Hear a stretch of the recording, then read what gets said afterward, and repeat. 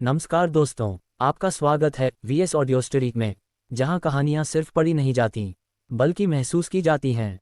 यहां आपको सुनने को मिलेंगी रोमांचक कहानियां, दिल को छू लेने वाले उपन्यास, रहस्य, थ्रिल, प्रेम और जिंदगी से जुड़ी अनोखी दास्तानें जो आपको एक अलग ही दुनिया में ले जाएंगी। अगर आपको कहानियों में खो जाना पसंद है तो यह चैनल आपके लिए ही है। चैनल को सब्सक्राइब करें और हर कहानी के साथ एक नया सफ़र शुरू करें। डिस्क्लेमर: इस चैनल पर प्रस्तुत सभी कहानियां और पात्र काल्पनिक हैं। इनका किसी भी व्यक्ति, स्थान, घटना या समुदाय से कोई संबंध नहीं है। कहानी का उद्देश्य केवल मनोरंजन है। किसी भी प्रकार की भावनाओं को ठेस पहुंचाने का हमारा कोई इरादा नहीं है। अध्याय 71: निगरानी में बदलाव आया है। 2 घंटे बाद हुशिन, वालिया, एमिली और स्टीफन एक साथ इकट्ठा हुए। सभी की निगाहें हुशिन पर टिकी थीं। हुशिन स्टीफन के पास गई, उसे गले लगाया और कहा, अब लाइफची मत बनो। स्टीफन गुस्से से दहाड़ते हुए बोला, मुझे छोड़ दो। हुशिन ने स्वाभाविक रूप से उसे जाने नहीं दिया, बल्कि उसने उसे और भी कसकर गले लगा लिया। ठीक है, मैं अपनी बात साफ साफ कह रहा हूँ। मुझे तुम तीनों चाहिए। तो स्टीफन, तुम भी मेरे हो। भागने का कोई फायदा नहीं, दृढ़ रहो। ठीक उसी समय जब हुशिन अपनी अगली चाल की तैयारी कर रहा था, खटखट खटखट खटखट, दरवाजे पर फिर से दस्तक हुई। वालिया दरवाजा खोलने के लिए दौड़ी और पुलिस को देखकर चौंक गई। उसे पहले से ही पता था कि हुशिन ने विक्टर को अपहरण कर दिया था, इसलिए वह थोड़ी घबरा गई थी। अपनी आईडी दिखाने के बाद पुलिस ने पूछा, माफ़ कीजिए, यहाँ ड्रैगन कंट्री का कोई व्यक्ति है ना? वालिया ने झूठ नहीं बोला, क्योंकि झूठ बोलना बेकार था। हुशिन वहीं मौजूद थी। उसने सिर हिलाकर कहा, हाँ, एक एशियाई पुरुष है। वह मेरा पति है। पुलिस ने विनम्रता से कहा, तो हम उनसे मिलना चाहेंगे। इतना कहकर वे घर के अंदर चले गए। 2 और महिलाओं को देखकर पुलिस कुछ हैरान रह गई। उसी समय उन्हें हवा में कुछ गड़बड़ी का आभास हुआ। एक पुलिसकर्मी ने भारी स्वर में पूछा, आप? मेरा मतलब है, अगर आपका कोई वैध रिश्ता नहीं है तो इतने सारे लोगों का इस तरह एक साथ होना गैरकानूनी है। हुशिन ने कहा, ये सभी मेरी पत्नियां हैं। पुलिस वाले ने कहा, ओरिएंटल आदमी, चुप रहो। मैं तुमसे पूछ रहा हूँ, क्या तुम विक्टर को जानते हो? हुशिन ने अपने हाथ फैलाए और कुछ नहीं कहा। पुलिसकर्मी गुस्से में बोला, मैं आपसे एक सवाल पूछ रहा हूँ। हुशिन ने मासूमियत से कहा, आपने मुझे चुप रहने को कहा था, लेकिन अब आप साफ तौर पर चाहते हैं कि मैं बोलूं। मुझे बोलना चाहिए या नहीं? मैं पूछता हूं, आप जवाब दीजिए। क्या आप विक्टर को जानते हैं या नहीं? हुशिन ने सिर हिलाते हुए कहा, मैं उसे जानता हूं। वह मेरी पत्नी स्टीफन में बहुत दिलचस्पी रखता था और आज हमारे दरवाजे पर भी आया था। पुलिसकर्मी ने ठंडे स्वर में कहा, दूसरे शब्दों में, विक्टर अपंग हो गया था और ये तुमने किया। हुशिन के चेहरे पर हैरानी के भाव थे, वह अपाहिज था। सच कहूं तो, ये जानते हुए कि वह मेरी पत्नी के पीछे पड़ा था, मेरे मन में भी यही ख्याल आया था, लेकिन मेरी पत्नी ने मुझे रोक दिया। इस बात पर हमारी बहुत बड़ी लड़ाई भी हुई। देखो, स्टीफन की आंखों में अभी भी आंसू हैं। पुलिसकर्मी ने चेतावनी देते हुए कहा, ड्रैगन कंट्री के निवासी, क्या आपको यकीन है कि आपने झूठ नहीं बोला? हुशिन ने आत्मविश्वास भरी मुस्कान के साथ जवाब दिया, मुझे पूरा यकीन है। पुलिसकर्मी ने स्टीफन की ओर देखा, स्टीफन, क्या तुमने देखा कि ड्रैगन कंट्री के इस व्यक्ति ने हमारे एक साथी को अपहरण कर दिया? स्टीफन को वास्तव में हुशिन का अयाशी भरा रवैया बिल्कुल पसंद नहीं था, लेकिन ये सोचकर कि विक्टर के इरादे वाकई बुरे थे और हुशिन उसकी सबसे अच्छी दोस्त वालिया का प्रेमी था, उसने कहा, नहीं। उसने आगे कहा, विक्टर मुझसे मिलने आया था। वह आज मॉल में खर्च किए गए पैसों से नाखुश था और उन्हें वापस चाहता था। मैंने उसे मना कर दिया, जिसके बाद उसने गुस्से में दरवाजा पटक दिया और मुझसे बदला लेने की धमकी भी दी। एक अन्य पुलिसकर्मी ने पूछा, स्टीफन, क्या सच में ऐसा है? आपको पता होना चाहिए कि झूठ बोलना भी एक अपराध है। स्टीफन ने उसके हाथ फैलाते हुए कहा, बात यही है। पुलिस गुस्से में थी, लेकिन हमने जो निगरानी फुटेज देखी है उसके अनुसार विक्टर आपके घर से रेंगता हुआ निकला था। हमने आपको पास में ही खून साफ करते हुए भी देखा था। इतना कहने के बाद वे गिरफ्तारी करने ही वाले थे। हुशिन ने उन्हें रोकते हुए कहा, रुको, अगर तुम कहते हो कि निगरानी इस तरह की है तो हमें दिखाओ और हम तुम्हारी बात मान लेंगे। पुलिसकर्मी ने ठंडे लहजे में कहा, क्या आप निगरानी फुटेज देखना चाहते हैं? बस थोड़ा इंतजार कीजिए। उसने तुरंत एक लैपटॉप निकाला और लॉग इन करना शुरू कर दिया। हुशिन ने भी तुरंत अपना फ़ोन चलाया। एक लेवल 7 हैकर होने के नाते आसपास के निगरानी कोड में छेड़छाड़ करना उसके लिए एक ही फ़ोन से आसानी से करने योग्य काम था। एक पुलिसकर्मी ने उसे अभी भी फ़ोन पर बात करते हुए देखा और गुस्से से कहा, हम एक मामले की सुनवाई कर रहे हैं, फ़ोन नीचे रख दो। हुशिन ने अभी अभी अपना काम खत्म किया था और फ़ोन को मेज पर फेंक दिया। पुलिस को निगरानी फुटेज की जांच करते देख स्टीफन बेहद घबरा गया था। वालिया भी बहुत घबराई हुई थी। ये देखकर कि हुशिन बिल्कुल भी विचलित नहीं हुआ था, एमिली ने उस फोन पर नजर डाली जिसे उसने मेज पर फेंक दिया था, ये जानते हुए कि उसने कुछ न कुछ जरूर किया होगा। कुछ देर बाद निगरानी फुटेज की जांच कर रही महिला अधिकारी ने कहा, यह अजीब है, विक्टर के रेंगते हुए भागने का दृश्य अब निगरानी फुटेज में नहीं है। क्या? ये सुनकर बाकी दोनों पुलिसकर्मी बेहद चौंक गए, वे तो पूरी तरह से जांच पड़ताल करने के बाद ही आए थे। वे निगरानी की जांच करने के लिए जल्दी से कंप्यूटर की ओर दौड़े। निश्चित रूप से निगरानी में सब कुछ सामान्य था और विक्टर के रेंग कर भागने का कोई फुटेज नहीं था। एक पुलिसकर्मी ने गुस्से में कहा, धिक्कार है, ये कैसे हो सकता है? उसने सहज रूप से हुशिन की ओर देखा, उसे याद आया कि वह अपना फ़ोन इस्तेमाल कर रहा है और उसने जल्दी से हुशिन का फ़ोन उठाकर चेक किया, लेकिन उसमें पासवर्ड की आवश्यकता थी। उसने वह हुशिन को देते हुए कहा, पासवर्ड दर्ज करो। हुशिन मुस्कुराए और ईमानदारी से पासवर्ड दर्ज किया। पुलिसकर्मी ने पासवर्ड लिया और ध्यान से जांचा, लेकिन उसमें कुछ भी असामान्य नहीं था। उन्होंने अपने साथियों से कहा, कोई असामान्यता नहीं है। हुशिन मुस्कुराया और बोला, अधिकारी जी, आप सिर्फ इसलिए मेरे साथ भेदभाव नहीं कर सकते क्योंकि मैं एक पीला आदमी हूं, है ना? पुलिस बहुत गुस्से में थी और उनमें से एक ने कहा, घमंडी मत बनो, हम सबूत ढूंढ लेंगे। इतना कहकर तीनों पुलिसकर्मी गुस्से में वहां से चले गए। सबकी निगाहें हुशिन पर टिक गईं। पतिदेव। वालिया कुछ पूछने ही वाली थी कि हुशिन ने चुप रहने का इशारा किया, फिर निगरानी प्रणाली की जांच करने वाली जगह पर गई और मेज के नीचे से एक काला इलेक्ट्रॉनिक उपकरण निकाल लिया। वालिया ने टाइप करके पूछा, पतिदेव, यह क्या है? हुशिन ने जवाब में टाइप किया, एक जासूसी यंत्र। इसे अभी अभी उन पुलिस वालों ने लगाया होगा। क्या यहाँ रेडियो है? इसे चालू कर दो ताकि वे सुन सकें, फिर हम बाहर जाकर खरीदारी जारी रखेंगे। वालिया ने कहा, एक रेडियो? हाँ, लेकिन खरीदारी के बारे में भूल जाओ। फिर वह रेडियो लेकर आए और उसे चालू कर दिया। हुशिन को इस बात की परवाह नहीं थी कि वे तैयार थे या नहीं। उसने वालिया और स्टीफन को जबरदस्ती खींचा और चला गया। एमिली स्वाभाविक रूप से उसके पीछे पीछे चली गई। बस इतना था कि उसकी और वालिया की चलने की मुद्रा असामान्य थी। बाहर निकलते ही स्टीफन ने गुस्से से कहा, हुशिन, चूंकि तुम्हारे वालिया और एमिली के साथ पहले से ही संबंध हैं, इसलिए मुझे उम्मीद है कि तुम उनके साथ अच्छा व्यवहार करोगे। अब और अयाशी मत करो और मुझे निशाना मत बनाओ। मैं तुम्हारा पीछा नहीं करूंगा।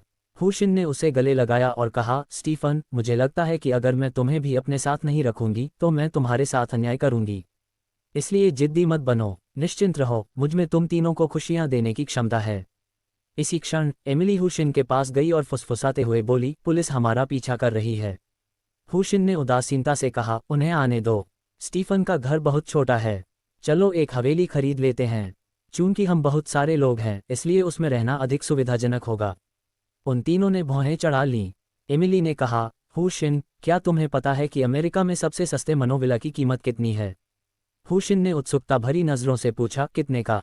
वालिया ने कहा, खबरों के अनुसार ऐसा लगता है कि दूरदराज के इलाकों में सबसे सस्ते मकानों की कीमत $50 मिलियन से शुरू होती है। अध्याय 72, एक जागीर खरीदना। हुशिन ने सुना, सिर हिलाया और कहा, यह थोड़ा महंगा लग रहा है, लेकिन क्या अमेरिका में इसे खरीदने पर कोई प्रतिबंध नहीं है? स्टीफन ने आंखें घुमाईं और कहा, जब तक आपके पास पैसा है, यहाँ किसी भी चीज़ की खरीद पर कोई प्रतिबंध नहीं है। आप अपने पैसे से पूरा फुलान महाद्वीप भी खरीद सकते हैं। उसने मन ही मन सोचा, तुम्हारे पास कितना भी पैसा क्यों न हो, तुम कभी फुलान महाद्वीप को खरीदने के बारे में नहीं सोचोगे। तारांकन। हुशिन की आंखें चमक उठीं। सच में, मैं फुलान महाद्वीप खरीदने के लिए पैसे खर्च कर सकता हूँ। एमिली ने भी अवाक होकर कहा, यह सच है। जब तक आप फुलान महाद्वीप सरकार द्वारा निर्धारित खगोलीय कीमत वहन कर सकते हैं, तब तक आप इसे खरीद सकते हैं। हुशिन मुस्कुराया और बोला, तो अगर मुझे थोड़ा समय दिया जाए, तो क्या मैं पूरे अमेरिका को नहीं खरीद सकता? वालिया और बाकी सब ने बस अपना सिर हिलाया और कुछ नहीं कहा। क्या आप अमेरिका से खरीदेंगे? वे ऐसी बात का सपना देखने की भी हिम्मत नहीं कर सकते थे, ये दुनिया की सबसे बड़ी अर्थव्यवस्था थी। लेकिन हुशिन के मन में एक विचार आया, जब इसे खरीदा जा सकता है, तो क्यों न इसे खरीद लिया जाए? वालिया ने पूछा, पतिदेव, क्या आप वाकई हवेली खरीदना चाहते हैं? अगर हाँ, तो हमें उसी रास्ते पर चलना होगा। हुशिन ने आत्मविश्वास से जवाब दिया, बिल्कुल, हम एक हवेली खरीदने जा रहे हैं। आखिरकार, हम सबसे महंगी, सबसे आलीशान, सबसे बड़ी और सबसे आरामदायक हवेली खरीद रहे हैं। स्टीफन ने ठंडे लहजे में कहा, बड़बोले, अभी देखते हैं तुम खुद को कैसे शर्मिंदा करते हो। पुलिस के साथ वे फुलान महाद्वीप के सबसे आलीशान हवेली नुमा विलाओं के विक्रेता हॉल में पहुंचे। उनका पीछा कर रहे पुलिस अधिकारी एक पुरुष और एक महिला थे। महिला अधिकारी ने बुदबुदाते हुए कहा, वे हमारे फुलान महाद्वीप के सबसे आलीशान हवेली बिक्री केंद्र में आ गए हैं। वे क्या करना चाहते हैं? हवेली खरीदना चाहते हैं। लेकिन यहाँ सबसे सस्ती हवेली की कीमत भी $100 मिलियन है। पुरुष अधिकारी ने कहा, कौन जाने, तुम यहीं उन पर नज़र रखो, मैं पीछे का दरवाजा बंद करने जाता हूँ। किसी के आते देख विक्रेता तुरंत उनका स्वागत करने के लिए आगे बढ़ा। महोदय, महोदया, क्या मैं पूछ सकता हूँ कि आप कोई हवेली खरीदने आए हैं? हुशिन ने सेल्सपर्सन को देखा और सोचा, जैसा कि उम्मीद थी, यहाँ की सभी सेल्सपर्सन बहुत खूबसूरत हैं और उनकी काया भी बहुत आकर्षक है। तारांकन, उन्होंने सिर हिलाकर कहा, हाँ, हम यहाँ एक हवेली चुनने आए हैं। विक्रेता ने उत्साहपूर्वक कहा, सर, जिस हवेली की आप तलाश कर रहे हैं, उसके लिए आपकी कोई विशेष आवश्यकताएं हैं क्या? हुशिन ने वालिया और बाकी लोगों की तरफ देखकर कहा, सबसे पहली शर्त यह है कि वह जगह बड़ी होनी चाहिए। मेरी 3 पत्नियां हैं, इसलिए उनके रहने के लिए वह जगह बड़ी होनी चाहिए। दूसरी बात, वह जगह समृद्ध और आधुनिक होनी चाहिए। आखिर मैंने 3 पत्नियां इसलिए रखी हैं ताकि वे मेरे साथ जीवन का आनंद ले सकें। संक्षेप में, मुझे सबसे अच्छी जगह चाहिए। विक्रेता ने वालिया और अन्य 2 लोगों की ओर देखा और ईर्ष्या भरे लहजे में कहा, आप तीनों बहुत भाग्यशाली हैं कि आपको इतना उदार सज्जन मिला। इतना कहने के बाद उसने हुशिन से कहा, महोदय, कृपया मेरे साथ आइए। सेल्सपर्सन के पीछे पीछे स्केल मॉडल तक जाते हुए सेल्सपर्सन ने एक हवेली की ओर इशारा करते हुए कहा, ये हमारी हवेली विला संख्या 4 है। संख्या 4 होने के कारण इसे कम लोग चुनते हैं। हालांकि हवेली विला संख्या 4 में सबसे अधिक जगह, सबसे संपूर्ण सुविधाएं और हमारे संग्रह में सबसे उन्नत स्मार्ट तकनीक है।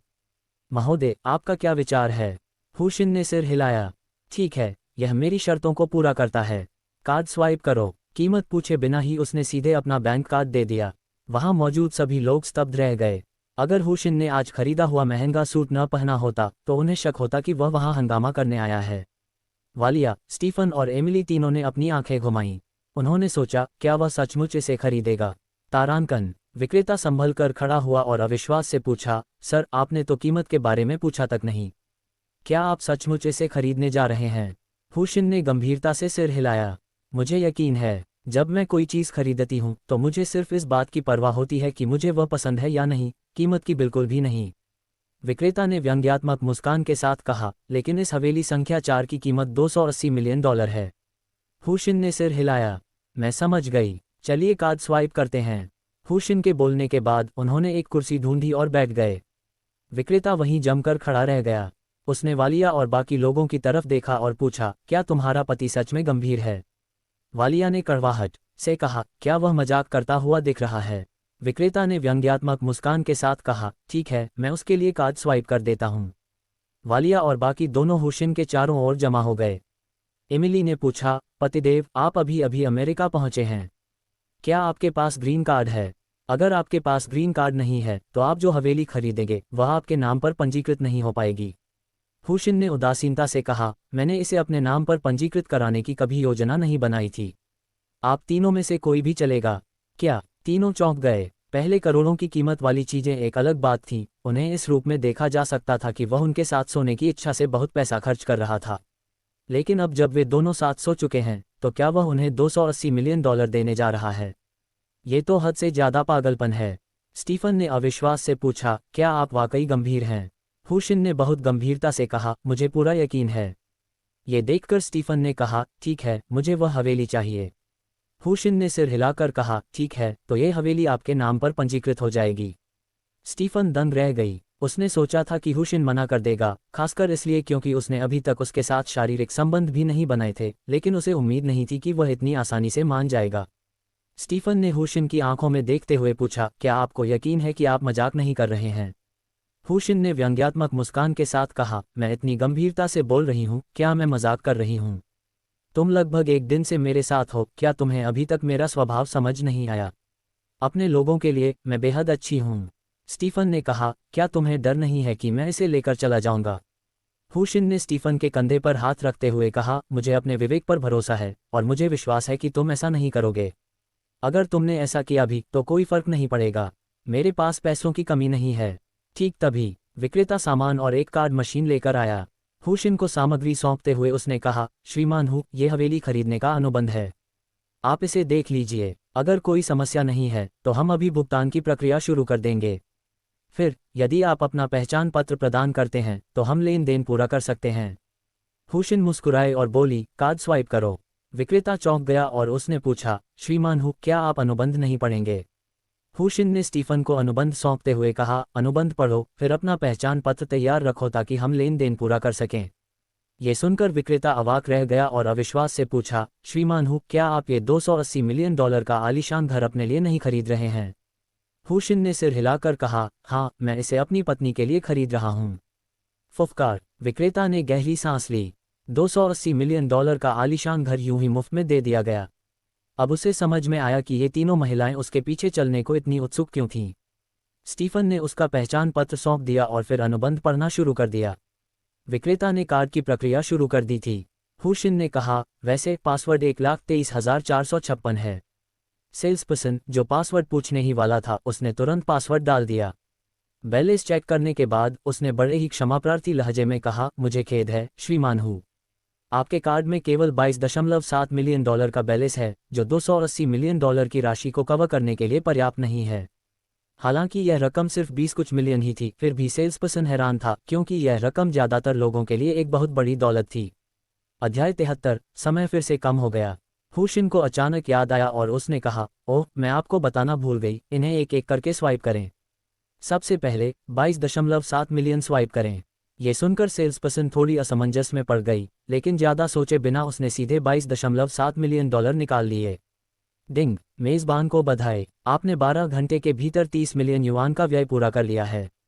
पुरस्कार, 2 विशेष श्रेणी संवर्धन अंक। डिंग। नया मिशन, 12 घंटे के भीतर 50 मिलियन युआन खर्च करें। असफल होने पर अंधापन हो जाएगा। सफल होने पर 2 विशेष श्रेणी की संवर्धन गोलियां मिलेंगी। पैसा आ गया। हुशिन पैर मोड़कर बैठा था, एक हाथ स्टीफन के कंधे पर और दूसरा वालिया के कंधे पर था। 50 मिलियन निकाल लो, उसने कहा। विक्रेता ने झटपट $50 मिलियन निकाल लिए और मन ही मन सोचने लगी, क्या इस आदमी का पैसा तुरंत आता है? लेकिन एक साथ सारा क्यों नहीं? तारांकन। डिंग। मेज़बान को 1 मिनट के भीतर 50 मिलियन अमेरिकी डॉलर खर्च करने के लिए बधाई। इनाम, 2 विशेष श्रेणी की संवर्धन गोलियां। मिशन सफलतापूर्वक पूरा हुआ। इनाम, लॉटरी जीतने का एक मौका। अच्छा, नया मिशन, 12 घंटे के भीतर 80 मिलियन का खर्च पूरा करें। असफल होने पर अंधापन हो जाएगा। सफल होने पर 2 विशेष श्रेणी की संवर्धन गोलियां मिलेंगी। सबकी निगाहों के सामने हुशिन ने बेपरवाही से कहा, 80 मिलियन स्वाइप करो। विक्रेता ने झटपट $80 मिलियन हड़प लिए। डिंग। मेज़बान को 1 मिनट के भीतर 80 मिलियन अमेरिकी डॉलर खर्च करने के लिए बधाई। इनाम, 2 विशेष श्रेणी की संवर्धन गोलियां। मिशन सफलतापूर्वक पूरा हुआ। इनाम, लॉटरी में एक मौका। डिंग। नया मिशन, 6 घंटे के भीतर 100 मिलियन अमेरिकी डॉलर का खर्च पूरा करें। असफल होने पर होस्ट अपंग हो जाएगा। सफल होने पर 5 विशेष श्रेणी की संवर्धन गोलियां मिलेंगी। हुशिन का शरीर कांप उठा। जैसा उसने सोचा था वही हुआ। वह बहुत तेजी से पैसा खर्च कर रहा था, इसलिए सिस्टम ने कठिनाई बढ़ा दी और सजा को और भी सख्त कर दिया। हालांकि मिशन में सफलता हासिल करने पर मिलने वाला लॉटरी पुरस्कार वास्तव में लुभावना था और नियमित पुरस्कार भी बढ़कर 5 एनहेंसमेंट पिल हो गया था। धिक्कार है, मैं इसे हासिल करके ही रहूंगा, उसने मन ही मन चिल्लाया। जोर से उसने कहा, इसे चुरा लो। 100 मिलियन। विक्रेता ने झटपट कार्ड स्वाइप कर दिया। डिंग। मेज़बान को बधाई, आपने 1 मिनट के भीतर 100 मिलियन अमेरिकी डॉलर का व्यय पूरा कर लिया है। इनाम, 5 एनहेंसमेंट पिल। मिशन सफलतापूर्वक पूरा हुआ। इनाम, लॉटरी के 2 मौके। डिंग। नया मिशन, 6 घंटे के भीतर 150 मिलियन अमेरिकी डॉलर का खर्च पूरा करें। असफल होने पर होस्ट अपंग हो जाएगा। सफल होने पर 5 विशेष श्रेणी की संवर्धन गोलियां मिलेंगी। दरअसल जितना अधिक जोखिम होगा उतना ही अधिक लाभ होगा। हुशिन की सांसें तेज हो गईं।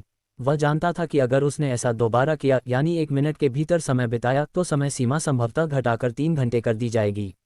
अगर ऐसा हुआ तो वह असल में व्यवस्था का गुलाम बन जाएगा और उसे लगातार पैसा खर्च करने के लिए मजबूर किया जाएगा जब तक कि वह पूरी तरह से थककर मर न जाए।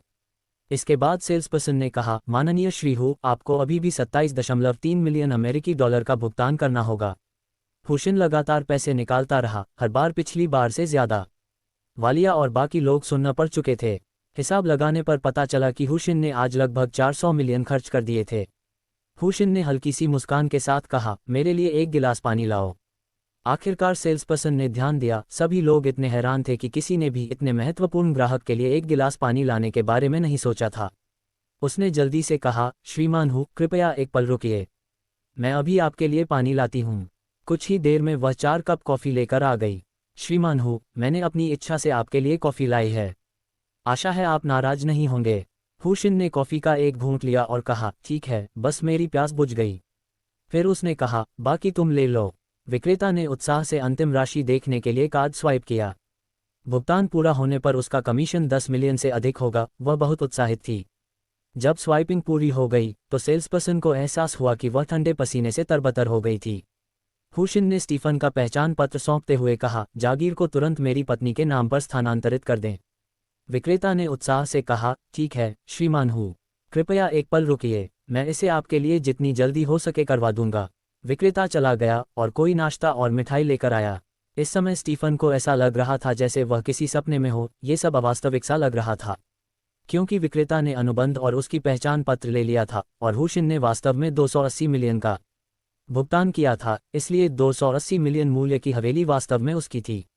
वालिया और एमिली को थोड़ी ईर्ष्या हुई और उन्होंने हुशिन की ओर देखा। उनकी निगाहें महसूस करते हुए हुशिन मुस्कुराई और बोली, कुछ समय के लिए स्टीफन के महल में रुकिए। अगर आपको पसंद आए तो मैं आप सबके लिए भी एक एक खरीद दूंगी। Ding dong, तारांकन। पास से गुजर रही एक सेल्सपर्सन हुशिन की बातें सुनकर लगभग गिर ही गई। उन्होंने पहले ही 280 मिलियन में एक खरीद लिया था और अब और खरीदना चाहते थे। ये तो पागलपन था। उसने अनजाने में हुशिन का भी आकलन किया, ये सोचते हुए कि इतने बड़े खर्चीले व्यक्ति के साथ अगर वह उसे हासिल कर लेती है तो क्या उसे भी एक हवेली नहीं मिल जाएगी। हुशिन के आसपास मौजूद तीनों लड़कियों को और फिर खुद को देखकर उसे लगा कि शायद उसे कुछ फायदा भी हो सकता है। हुशिन ने उत्सुकता से उस विक्रेता को देखा। उनकी निगाहें मिलीं। विक्रेता ने अनजाने में ही उसे मोहक अंदाज में आंख मारी। हुशिन दंग रह गया। आखिर चल क्या रहा था? क्या वह उसे रिझाने की कोशिश कर रही थी? उसकी निगाहें अनजाने में सेल्सपर्सन की काली स्टॉकिंग्स में लिपटी खूबसूरत टांगों पर पड़ीं। वे बिल्कुल सीधी लग रही थीं। फिर उसकी कमर पर। ओह नहीं, उसे कुछ महसूस होने लगा। हुशिन ने तुरंत नजरें हटा लीं। वालिया ने हुशिन की निगाह और उसकी प्रतिक्रिया को देखा। उसने अपनी आंखें घुमाईं और उसके कान में फुसफुसाते हुए कहा, पतिदेव, इतने चंचल मत बनो, ठीक है? क्या हम तीनों तुम्हें संतुष्ट नहीं कर सकते? एमिली ने भी स्वाभाविक रूप से ये दृश्य देखा, लेकिन उसे उम्मीद नहीं थी कि वालिया इसे खुलकर कहेगी। उसने मुस्कुराते हुए हुशिन की ओर देखा। ये सुनकर स्टीफन ने उत्सुकता से पूछा, वालिया, तुम्हारा क्या मतलब है? वालिया ने बेबसी से कहा, क्या आपने हमारे पति को उस गुजरते हुए सेल्सपर्सन के पैरों को घूरते हुए नहीं देखा? ये सुनकर स्टीफन तुरंत भौहें चढ़ाकर सोचने लगा, तुमने अभी तक मुझे प्रभावित भी नहीं किया है और तुम पहले से ही दूसरों को देख रही हो। मर्द सच में किसी काम के नहीं होते। तारांकन। अहम अहम। हुशिन ने अजीब तरह से खांसा। पत्नियों, ज्यादा मत सोचो, मेरे दिल में सिर्फ तुम ही हो और कोई नहीं। लगभग 1 घंटे बाद वह विक्रेता अनुबंध और एक स्याही पैड लेकर आया। स्टीफन को आईडी वापस देते हुए उसने कहा, श्रीमती हूँ, आपको बस दस्तावेज पर हस्ताक्षर करने हैं और अंगूठे का निशान लगाना है। एक बार यह पूरा हो जाने पर आप 280 मिलियन मूल्य के मनो नंबर 4 की मालिक बन जाएंगी। अनुबंध को देखते ही स्टीफन की सांसें तेज हो गईं। उसने कांपते हाथों से कलम उठाए। वालिया ने उसे प्रोत्साहित करते हुए कहा, स्टीफन, डरो मत। पति के पास बहुत पैसा है। आज वह हमारे लिए हवेली और विला खरीद रहे हैं, कल वह लग्जरी कारें, नौकाएं और निजी जेट खरीदेंगे। ये सुनकर स्टीफन ने कड़वी मुस्कान दी, लेकिन थोड़ा शांत हो गई और हस्ताक्षर करने और अपने अंगूठे का निशान छोड़ने लगी। विक्रेता ने हुशिन को ईर्ष्या भरी निगाहों से देखा। श्रीमान हूँ, हवेली संख्या 4 में नौकरों, माली और अंगरक्षकों सहित कुल 56 कर्मचारी हैं। उनका कुल मासिक वेतन 600,000 अमेरिकी डॉलर है। यदि आपको उनकी आवश्यकता नहीं है तो आप उन्हें किसी भी समय हमें वापस कर सकते हैं। हुशिन ने सिर हिलाया। कोई ज़रूरत नहीं, उन्हें रहने दो। वे यहाँ के माहौल से परिचित हैं और उनके लिए काम संभालना सुविधाजनक होगा। हालांकि उनकी तनख्वाह थोड़ी कम है। ऐसा क्यों न हो, उनके विवरण मुझे या मेरी पत्नी को भेज दें, मैं उनकी तनख्वाह बढ़ा दूंगा। विक्रेता ने ईर्ष्या से कहा, श्रीमान हूँ, आप अपने नौकरों के प्रति सचमुच बहुत दयालु हैं। मुझे भी ईर्ष्या हो रही है। अध्याय 74। वालिया के पिता से खतरा। हुशिन ने मुस्कुराते हुए कहा, हर कोई सिर्फ एक कर्मचारी है और किसी के लिए भी यह आसान नहीं है। जब तक वे अच्छी सेवा प्रदान करते हैं, उनकी स्थिति चाहे जो भी हो, उनके वेतन वृद्धि की कोई ऊपरी सीमा नहीं है। ये सुनकर विक्रेता ने कड़वी मुस्कान के साथ कहा, तो मैं उनकी ओर से श्रीहू को धन्यवाद देता हूँ। पूरे 10 मिनट तक स्टीफन ने खुद उनके उंगलियों के निशान लगाए। विक्रेता ने स्टीफन को अनुबंध की एक प्रति सौंपी और कहा, संपत्ति का दस्तावेज लगभग 7 से 10 दिनों में तैयार हो जाएगा। हम इसे आपके लिए हवेली में पहुंचा देंगे। स्टीफन ने उत्साह से कहा, तो धन्यवाद। हुशिन ने कहा, तो क्या हम हवेली देखने चलें? विक्रेता ने कहा, श्रीमान हूँ और तीनों श्रीमती हूँ, मैं आपको वहां ले चलता हूँ। हुशिन ने सहमति जताते हुए कहा, ठीक है, तो धन्यवाद। सामान्यतया उन्हें पहले हवेली का दौरा करना चाहिए था, लेकिन हुशिन इतना दबंग था कि उन्होंने उस चरण को पूरी तरह से छोड़ दिया। विक्रेता हुशिन और अन्य लोगों को बिक्री केंद्र से बाहर ले गया। कुछ दूरी पर इंतजार कर रही महिला पुलिसकर्मी ने उन्हें देखा और तुरंत अपने साथियों को बुलाया, वे बाहर आ रहे हैं। बिक्री केंद्र का एक सेल्सपर्सन उनका नेतृत्व कर रहा है, वे संभवतः हवेली देखने जा रहे हैं। मिल गया, मैं अभी आता हूँ। सड़क के किनारे पार्किंग की जगहें थीं। वे विक्रेता की कार में बैठ गए, हुशिन आगे की सीट पर बैठी थी और वे हवेली नंबर 4 की ओर चल पड़े। रास्ते का नज़ारा बेहद मनमोहक था। ये कहना जरूरी है कि यहाँ का वातावरण उत्कृष्ट था। लगभग 15 मिनट बाद वे मनो नंबर 4 पर पहुंचे। चाबियां पहले ही स्टीफन को सौंप दी गई थीं। स्टीफन चलकर गया और चाबी से आंगन का गेट खोला। भविष्य में वे स्मार्ट फेशियल रिग्निशन, फिंगरप्रिंट रिग्निशन या पासवर्ड भी सेट कर सकते हैं। संक्षेप में कहें तो यह एक अत्याधुनिक हवेली थी। अंदर सुरक्षाकर्मी तैनात थे। अगर कोई गेट खोलकर प्रवेश द्वार पर ही खड़ा रहता तो सुरक्षाकर्मी काफी सख्ती से पेश आते। हुशिन ने गौर किया कि इन सभी गार्डों के पास हथियार थे। हवेली के मैदानों को सुंदर बनाने के लिए माली भी मौजूद थे। हवेली के पीछे की ओर घरों की एक कतार, एक आलीशान फार्म, एक गोल्फ कोर्स और एक सब्जी का बगीचा था। संक्षेप में ये पूरी तरह से आत्मनिर्भर हो सकता था।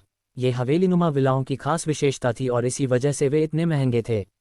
ध्यान रहे, इस पर 280 मिलियन अमेरिकी डॉलर का खर्च आया। एक सुसज्ज धजकर कपड़े पहनी, दुबली पतली, युवा और खूबसूरत महिला प्रवेश द्वार पर इंतजार कर रही थी। हुशिन और अन्य लोगों को पास आते देख उसने आदरपूर्वक कहा, स्वामी जी, मैं जूडी हूँ, आपके महल की गृहिणी। यदि आपको किसी चीज़ की आवश्यकता हो तो कृपया मुझे बताएं। जूडी को देखकर वालिया और बाकी दोनों ने भौहें चढ़ा ली क्योंकि यह महिला कुछ ज़्यादा ही खूबसूरत थी। उन्हें लगा कि हुशिन के व्यक्तित्व को देखते हुए कुछ परेशानी हो सकती है। हुशिन वाकई उत्सुकता से जूडी को परख रही थी। इस समय विक्रेता ने कहा, श्रीमान हूँ, अगर और कोई विकल्प नहीं है तो मैं अब जा रहा हूँ। उसे अभी भी वापस जाकर अपना कमीशन प्राप्त करने के लिए आवश्यक कागजी कार्रवाई पूरी करनी थी। ठीक है, कोई बात नहीं। उसने सेल्सपर्सन के नेम टैग को देखा और कहा, आपका नाम सोफिया है ना? मैं आपको याद रखूंगा। अगली बार जब मैं कोई हवेली खरीदूंगा तो आपसे संपर्क करूंगा। सोफिया ने उत्साह से कहा, धन्यवाद श्रीमान हूँ, मैं आपके सुखमय जीवन की कामना करती हूँ। मैं अब आपको और परेशान नहीं करूंगी। सोफिया उत्साह से चली गई। जैसे ही वह अपनी कार में वापस बैठी, उसे एहसास हुआ कि अंदर लोग हैं और वह चौंक गई। तुम लोग? जब उसने देखा कि वे 2 पुलिस अधिकारी हैं तो उसने राहत की सांस ली। फिर उसे याद आया कि वह अभी इतनी उत्साहित थी कि वह कार का दरवाजा लॉक करना भूल गई थी। महिला पुलिसकर्मी ने उसकी छाती पर लगे टैग को देखा और कहा, सोफिया है ना?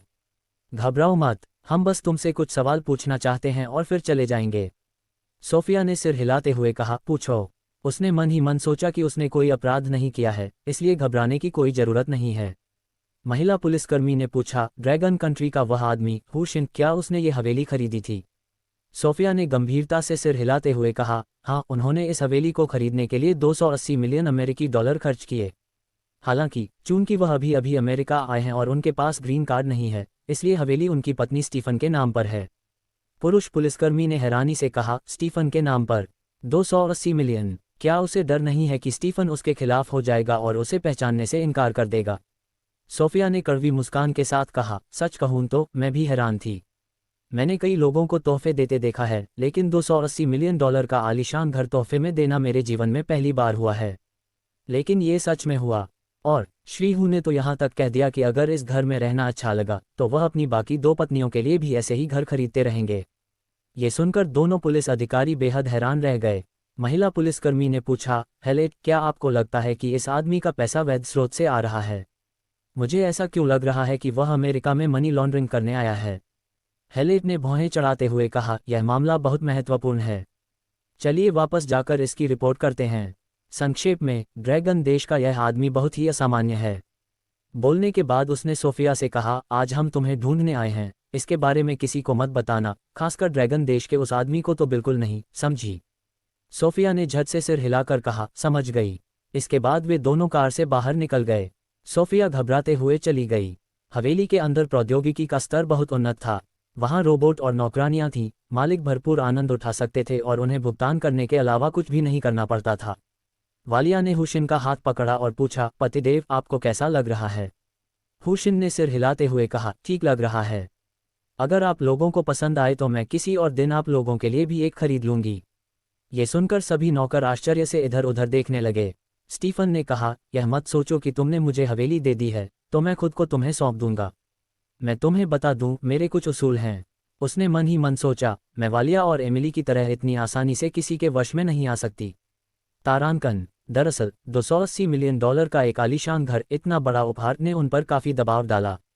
हुशिन ने उसे गले लगाया और कहा, यह तुम्हारे हाथ में नहीं है। अब सबको पता है कि तुम मेरी पत्नी हो। क्या तुम्हें लगता है कि मैं तुम्हारे साथ सो नहीं पाऊंगा? स्टीफन ने गुस्से से कहा, तुम ऐसा कर ही नहीं सकते। उसी समय वालिया का फोन बज उठा। अपने माता पिता का फोन देखकर वालिया को तुरंत ट्रेन से जुड़ी घटना याद आ गई। हुशिन ने उत्सुकता से पूछा, क्या गड़बड़ है? वालिया ने कड़वाहट से कहा, मेरे माता पिता फोन कर रहे हैं। उन्हें ट्रेन के बारे में पहले से ही पता होगा। हुशिन ने सिर हिलाते हुए कहा, पहले इसका जवाब दो। इसके बाद वालिया ने उत्तर बटन दबाया। गुस्से भरी दहाड़ सुनाई दी, वालिया, तू नालायक बेटी, तू कहाँ चली गई थी? तेरा मंगेतर ट्रेन मर चुका है, क्या तुझे पता है? वालिया का शरीर भय से कांप रहा था, उसे अपने शराबी पिता से जन्मजात भय था। कोई जवाब न देखकर दूसरे पक्ष ने गरजते हुए कहा, मृत लड़की, क्या तुम सचमुच मर चुकी हो? तुम बोल क्यों नहीं रही हो? क्या तुम्हें पता है कि गेविन परिवार के लोग हमारे घर आए थे और हमसे $80,000 की दहेज राशि, साथ ही अन्य खर्चों सहित कुल $100,000 वापस मांग रहे हैं। घर का सारा पैसा तुम्हारे भाई की पढ़ाई में खर्च हो गया। इतना पैसा हम कहाँ से लाएंगे? और उन्होंने ये भी कहा कि ट्रेंट की मौत तुम्हारी वजह से हुई, तुमने किसी और आदमी को ढूंढकर उसे धोखा दिया। क्या ये सच है? अभी इसी वक्त वापस आओ। अगर तुम वापस नहीं आए तो मैं तुम्हारी माँ को मार डालूंगा। ये सुनकर कोई भी समझ सकता था कि यह आदमी भी अच्छा नहीं है, क्योंकि वह अपनी पत्नी वालिया की माँ को धमकी दे रहा था। वालिया की आंखों से आंसू तुरंत फूट पड़े और वह बेहद दुखी महसूस कर रही थी। दूसरी ओर से गरजते हुए कहा गया, रो, तुम्हें बस रोना ही आता है। मैं तुम्हें 1 घंटा देता हूँ। अगर तुम वापस नहीं आए तो वापस आकर अपनी माँ के लिए शोक मनाने के लिए तैयार रहना। अध्याय 75, त्वरित नकदी निकासी का एक आसान तरीका। वालिया के पिता ने अपनी धमकी पूरी की और फोन पटक दिया। वालिया बेकाबू होकर सिसक रही थी, जमीन पर बैठकर विलाप कर रही थी। हुशिन ने बटलर से कहा, क्या कोई गाड़ी है? तुरंत एक गाड़ी तैयार करो। जूडी ने कहा, हमारे पास एक बिजनेस वैन और एक स्पोर्ट्स कार उपलब्ध है। हुशिन ने सिर हिलाया। जाओ, बिजनेस वैन तैयार करो। तभी वह वालिया के पास गया, उसे गले लगाया और दुखी स्वर में बोला, अरे नासमझ लड़की, क्यों रो रही हो? तुम्हारे पति के साथ ऐसी कोई बात नहीं है जिसका समाधान न हो सके। चलो, मैं तुम्हें घर तक छोड़ देता हूँ। वालिया बेहद भावुक हो गई, लेकिन कुछ चिंता के साथ बोली, पतिदेव, मेरे पिता लंबे समय से शराब के आदी हैं और उनका स्वभाव बहुत गुस्सैल है। वे छोटी छोटी बात पर लोगों को पीट देते हैं। मुझे डर लगता है। हुशिन हंस पड़ी, मेरा स्वभाव भी बहुत गुस्सैल है। स्टीफन जानता है कि किसी भी क्षण कोई भी गुस्से से पागल हो सकता है।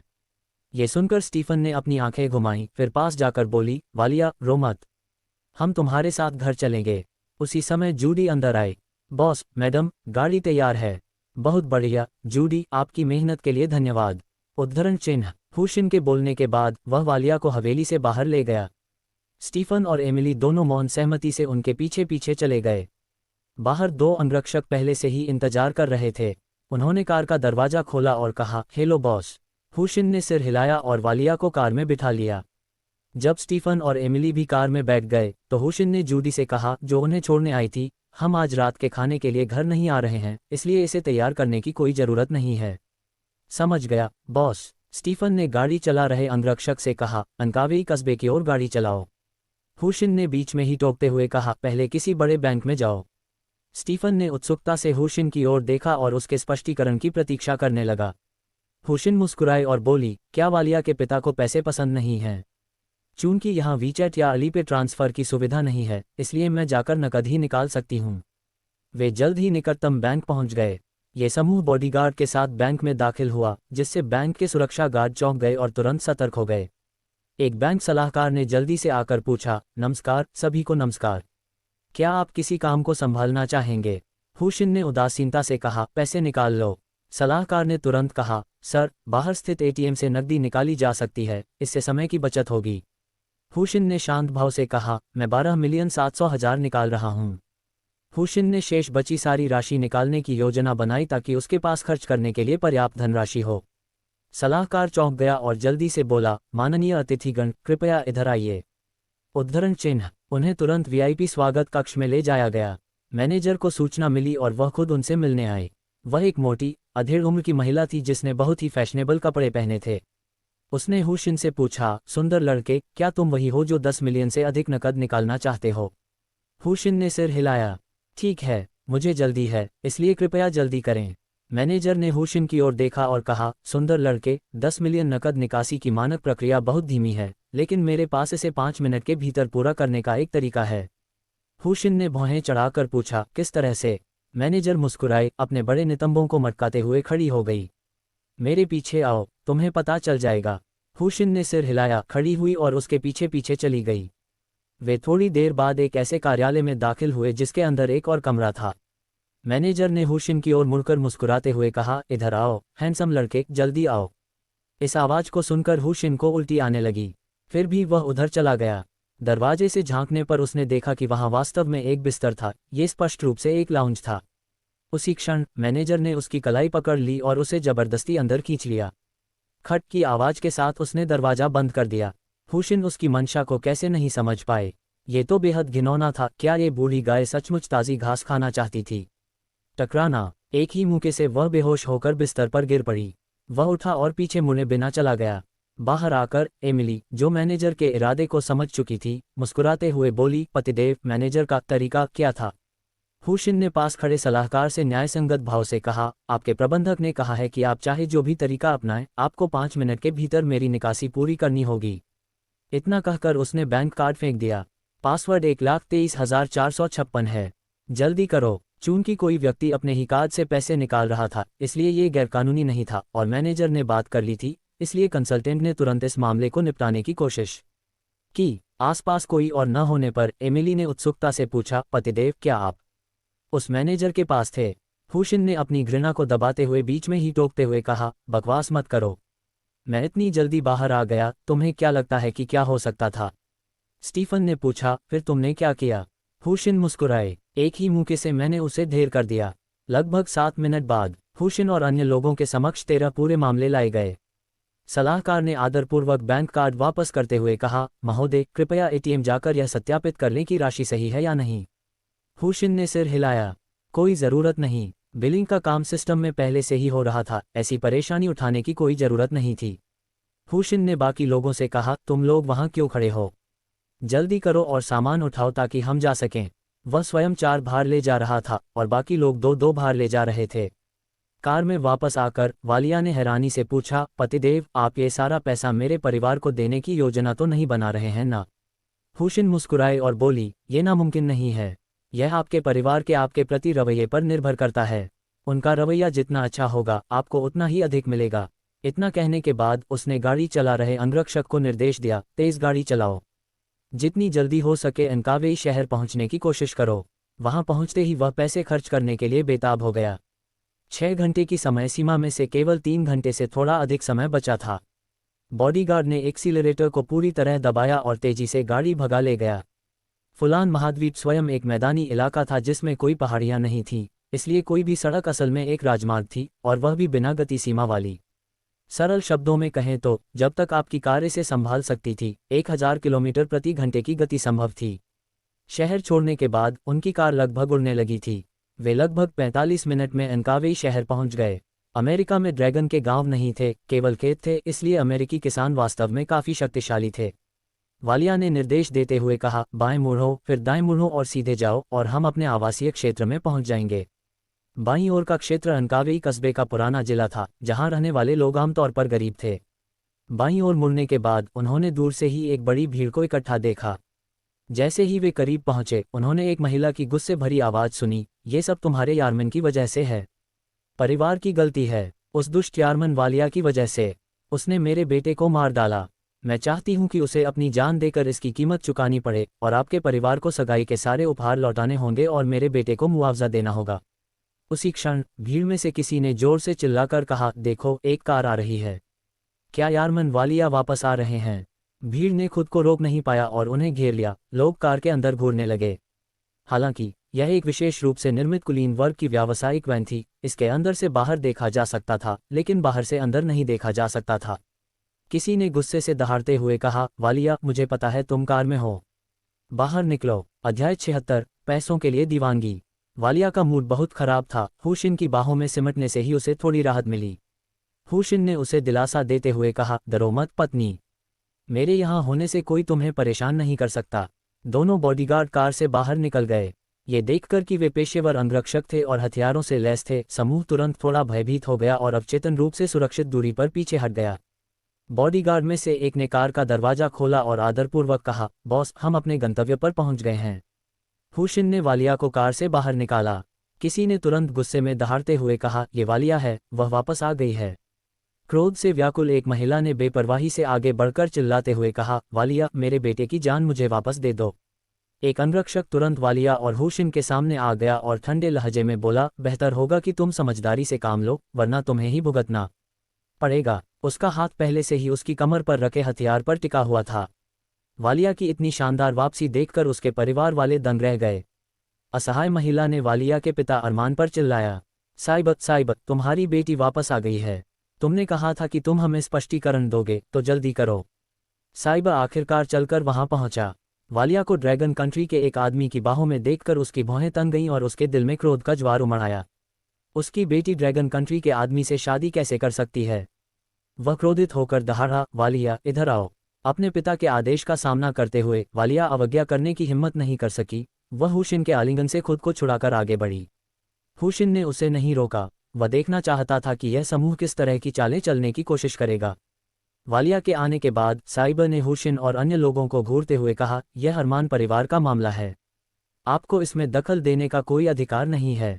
ये सुनकर ट्रेंट के परिवार वालों ने राहत की सांस ली। वे इन बाहरी लोगों के दखलंदाजी को लेकर चिंतित थे, क्योंकि उनके व्यवहार से उन्हें पता चल गया था कि उनसे हल्के में नहीं लिया जाना चाहिए। वालिया की कलाई उसके पिता ने पकड़ रखी थी। वह दर्द से अपने होंठ काट रही थी और हुशिन की ओर देख रही थी, इस डर से कि कहीं वह उसे छोड़ न दे। इसी क्षण एक बूढ़े व्यक्ति ने कहा, साइब, हमारे समझौते के अनुसार यदि तुम वालिया का विवाह मुझसे करवा देते हो तो तुम्हें दहेज वापस नहीं करना पड़ेगा। मुझे आशा है कि वालिया मुझे एक पुत्र को जन्म देगी, अन्यथा मेरे पुत्र ट्रेंट की मृत्यु बहुत अन्यायपूर्ण होगी। ये सुनकर वालिया बुरी तरह डर गई। उसके सामने खड़ा बूढ़ा व्यक्ति उसके पिता साइब से भी अधिक उम्र का था। उसकी बड़ी दाढ़ी थी और वह बहुत ही लापरवाह दिख रहा था। साइब ने वालिया को उसकी ओर धकेलते हुए कहा, ठीक है, मैं वालिया को तुम्हारे हवाले कर रहा हूँ। अब से हमारे दोनों परिवारों का कोई संबंध नहीं रहेगा।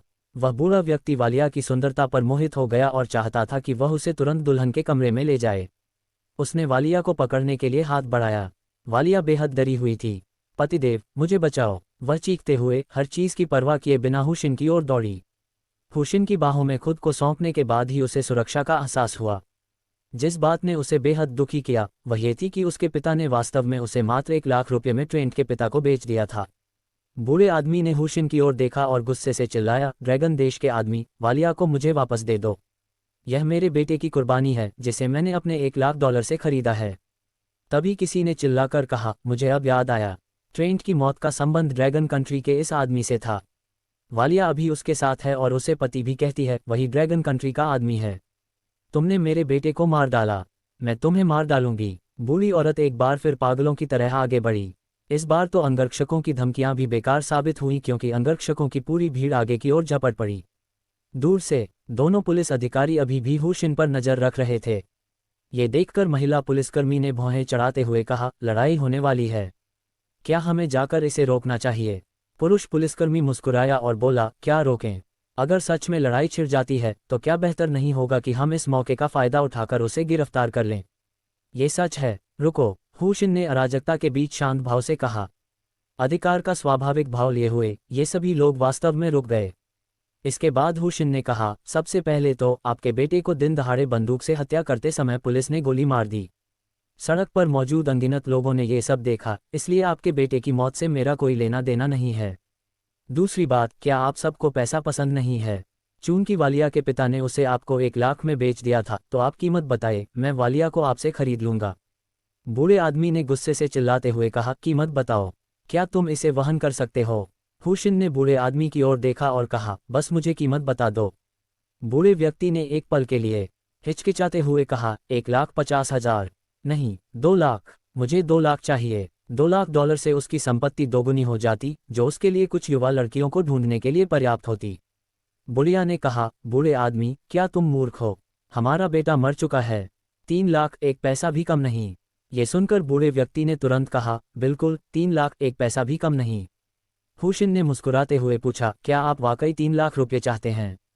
एक युवक ने कहा, चाचा जी, आपने दुनिया को ठीक से नहीं देखा है। 3 लाख कितने होते हैं? मेरा मानना है कि कम से कम 5 लाख तो होंगे ही।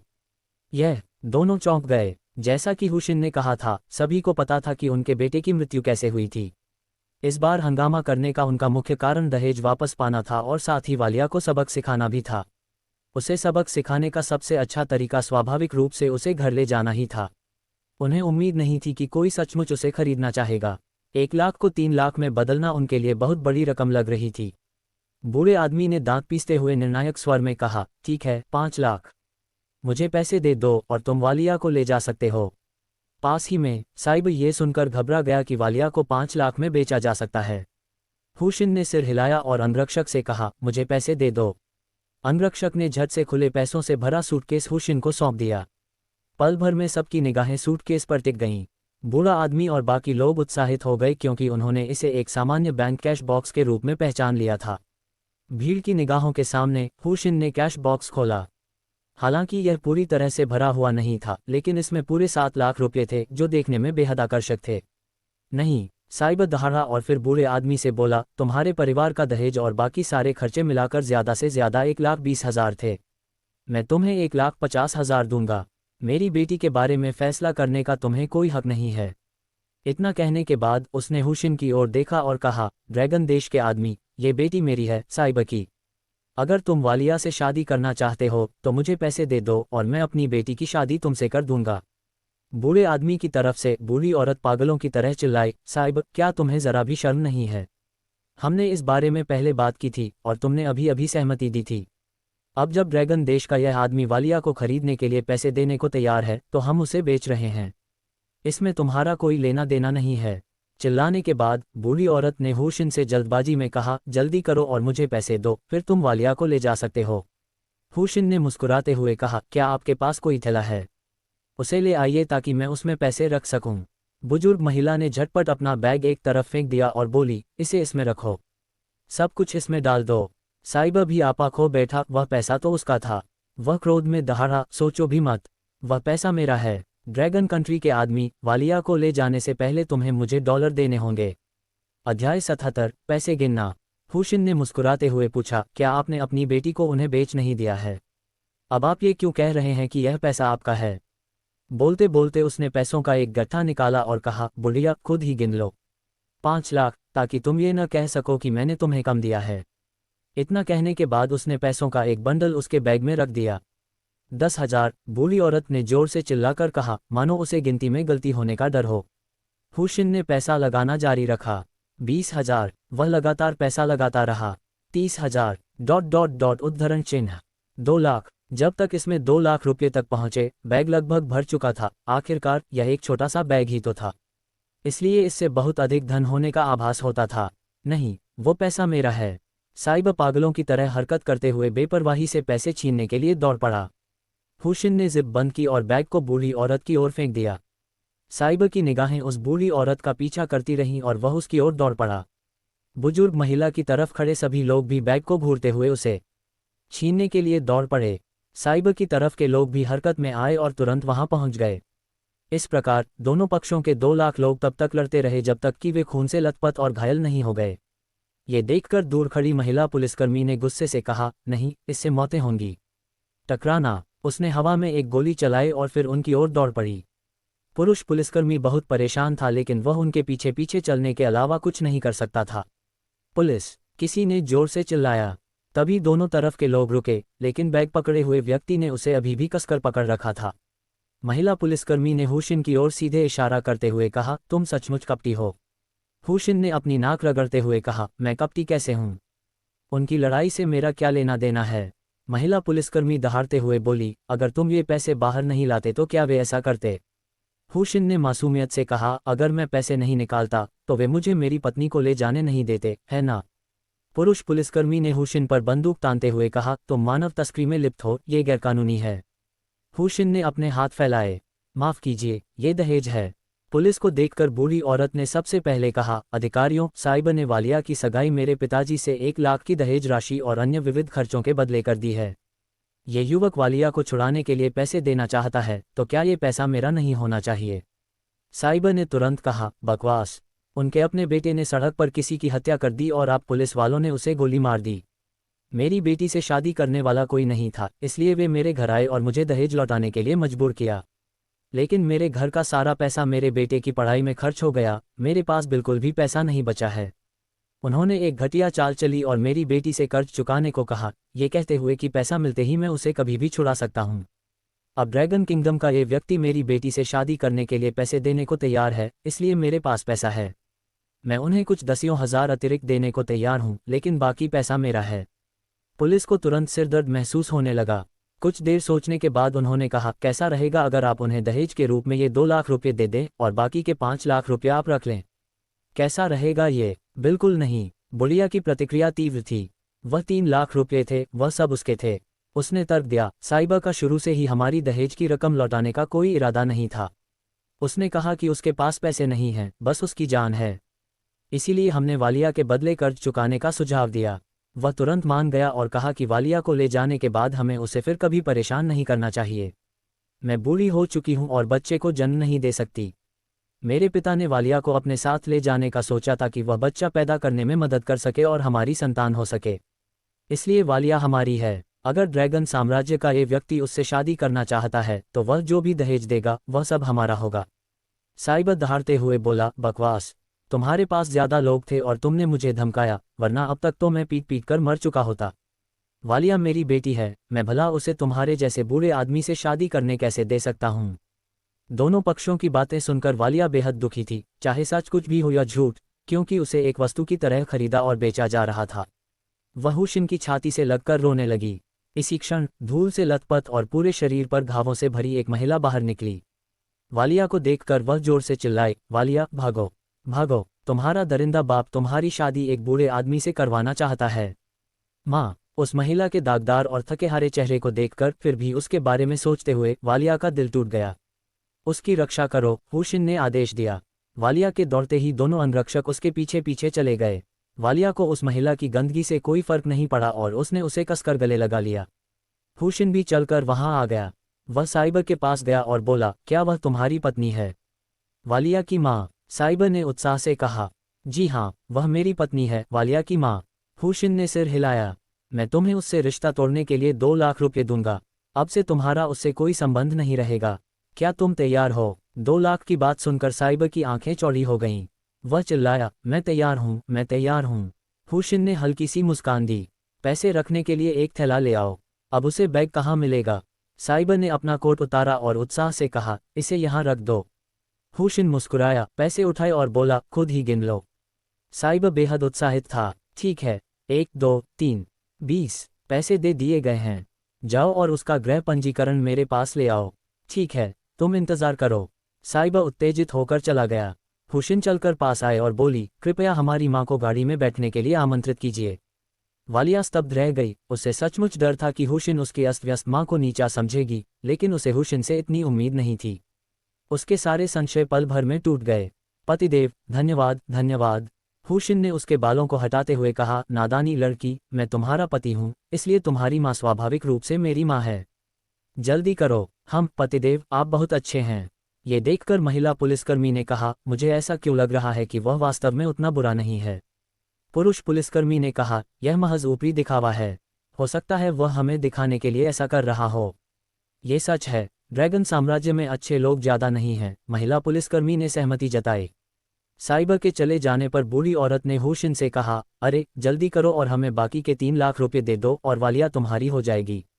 हुशिन ने बनावटी कठिनाई का भाव दिखाते हुए कहा, मुझे वास्तव में ये पैसा किसे देना चाहिए?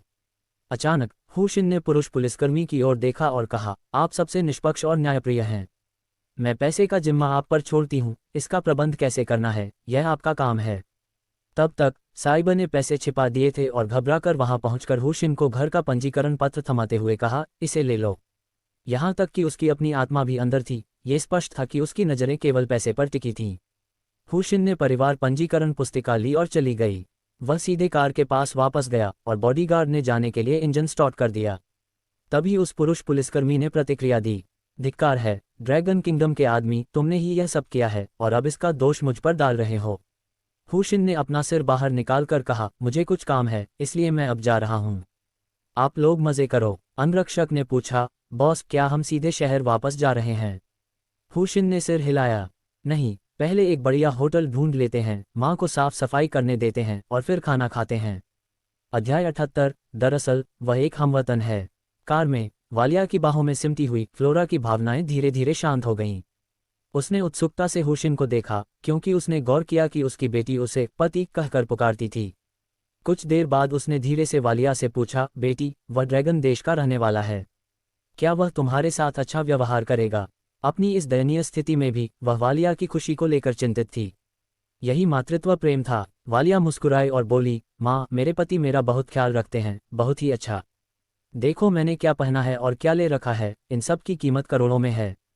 मेरे पति ने ये सब मुझे दिए हैं, लाखों की संख्या में। फ्लोरा ने स्तब्ध होकर बुदबुदाया। फिर उसने वालिया के गहनों और हीरों का ध्यानपूर्वक निरीक्षण किया और चौंक गई, ये सब असली हैं और ये सबसे महंगे मानिक हैं। हे भगवान, वह चिल्लाई, बेटी, क्या उसने सचमुच ये सब तुम्हें दे दिया? वालिया ने सहमति में सिर हिलाया, माँ, मेरे पति ने ये सब मुझे दिए हैं। अचानक फ्लोरा के मन में एक सवाल आया और उसने गंभीरता से पूछा, बेटी, तुम दोनों कैसे मिले? वालिया को ये बात बताते हुए थोड़ा दुख हुआ, लेकिन फिर भी उसने अपनी माँ से कहा, माँ, ये ट्रेंड था। उसने मुझे बहला फुसलाकर अपने साथ पैसे ठगने के लिए मजबूर किया, मुझे भड़काऊ कपड़े पहनने को कहा ताकि मैं अमीर लोगों को लुभा सकूं, फिर हनी ट्रैप लगाकर उन्हें बिस्तर पर पकड़कर उनसे पैसे ऐंठ सकूं। इससे पहले कि वह अपनी बात पूरी कर पाती, फ्लोरा ने गुस्से से कहा, क्या यह अपराध नहीं है? वह ऐसा कैसे कर सकता है? वालिया ने कड़वाहट से कहा, माँ, परेशान मत होइए। शुक्र है मेरी मुलाकात हुशिन से हुई, जो मेरे वर्तमान पति हैं। वे बहुत काबिल हैं, लेकिन उन्होंने मुझे कोई नुकसान नहीं पहुंचाया। उन्होंने तो मुझे अपराध की दुनिया से भी वापस खींच लिया, लेकिन ट्रेंट इसे बर्दाश्त नहीं कर सका, इसलिए उसने बंदूक उठाई और हमें जान से मारने की कोशिश की। अंत में पुलिस ने उसे गोली मारकर मार डाला। फ्लोरा ने उत्तेजित होकर कहा, अच्छा हुआ, वह दरिंदा मरने लायक ही था। अगर तुम्हारे पिता सगाई के उपहार के रूप में 1 लाख रुपये के लालच में न पड़ते तो मैं ट्रेन से तुम्हारी शादी के लिए कभी राजी नहीं होती। अंत में उसने दर्द भरी आवाज में कहा, यह बहुत दुख की बात है कि मैं, तुम्हारी माँ, असमर्थ हूँ। मैं तुम्हें खुशी नहीं दे सकती और मैं तुम्हारी किसी भी तरह से मदद नहीं कर सकती। मैं तुम्हारे लिए सिर्फ एक बोझ हूँ। वालिया ने भावुक होकर कहा, माँ, ऐसा मत कहो, तुम मेरे लिए बहुत अच्छी रही हो, तुम दुनिया की सबसे अच्छी माँ हो। मैं तुमसे प्यार करती हूँ और तुम्हारे बिना नहीं रह सकती। अब से तुम अपनी बेटी के साथ रहो, मैं और मेरे पति तुम्हारा आदर करेंगे। हुशिन ने तुरंत कहा, माँ, चिंता मत करो, आपने वालिया के पालन पोषण के लिए अथक परिश्रम किया, अब जब वह मेरी पत्नी है तो हम दोनों आपके प्रति वफादार रहेंगे। फ्लोरा ने गंभीरता से कहा, आपको मेरे प्रति भक्त बनने की जरूरत नहीं है। मैं कठिन जीवन जीने की आदी हो चुकी हूँ और लंबे समय से इसकी अभ्यस्त हो चुकी हूँ। मैं बस यही आशा करती हूँ कि आप मेरी बेटी के साथ अच्छा व्यवहार करें। चाहे आप कितने भी क्रोधित हों या परिस्थितियाँ कितनी भी भयावह हो जाएं, मैं आशा करती हूँ कि आप मेरी बेटी पर कभी हाथ न उठाएं। मेरे लिए इतना ही काफ़ी होगा। उन्होंने अत्यंत गंभीरता से कहा, माँ, आप निश्चिंत रह सकती हैं। मैं वालिया के सिर के एक बाल को भी नुकसान नहीं पहुंचाऊंगा और कोई भी मेरी पत्नी को धमकाने की हिम्मत नहीं करेगा। इसी क्षण ड्राइवर ने कहा, बॉस, हम इनकावेई शहर के सबसे अच्छे होटल में पहुंच गए हैं। ये सुनकर हुशिन ने कहा, पत्नी, माँ, चलो गाड़ी से बाहर निकलते हैं। पूरा परिवार एक साथ कार से बाहर निकला। वेटर ने उत्साहपूर्वक कहा, आप सभी का स्वागत है, कृपया अंदर आइए। देवियों और सज्जनों, क्या आप चेक इन कर रहे हैं या भोजन कर रहे हैं? हुशिन ने कहा, चेक इन और डिनर दोनों कर रही हूँ। वैसे क्या आपकी बॉस यहाँ हैं? उनसे कहिए कि वे बाहर आ जाएं, बस इतना कह दीजिए कि मुझे कुछ बात करनी है। वेटर ने हैरानी से कहा, आप हमारे बॉस से मिलना चाहते हैं? मुझे माफ़ करना, लेकिन हमारे बॉस ने कहा है कि वह मेहमानों से नहीं मिलती। हुशिन ने भौहें चढ़ाते हुए अपनी बात को दूसरे शब्दों में कहा, ठीक है, अपने बॉस को बता दो कि मुझे इस होटल में दिलचस्पी है और मैं इसे खरीदना चाहता हूँ। वेटर ने पूरी तरह अविश्वास से हंसते हुए कहा, सर, क्या आपको हमारे मालिक के होटल का बाजार मूल्य पता है?